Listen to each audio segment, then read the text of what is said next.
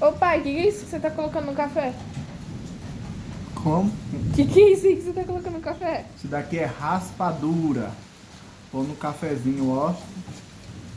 Antigamente o pessoal não conhecia esse açúcar, ou era muito difícil de comprar ele porque ele era muito caro na época.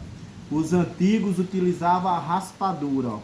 Aí você pega a raspadura, põe no cafezinho, mexe, pega aqui, ó, põe no cuscuzinho gostoso, pega uma manteiguinha assim, ó, de peito de vaca. Essa manteiga aqui foi tirada diretamente do peito da vaca.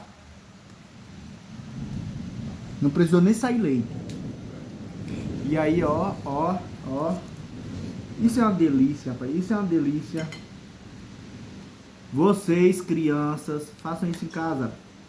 Pra vocês verem. Se vocês não vão viver 150 anos. E ainda estamos com coisa de